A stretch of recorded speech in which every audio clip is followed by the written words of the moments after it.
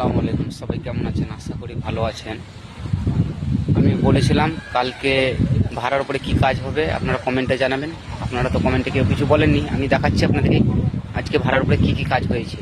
এই যে দেখতে পাচ্ছেন, এই যে অ্যাঙ্গেলগুলো কিন্তু ভাড়ার উপরে চাপানো হয়েছে, দেখতে থাকুন।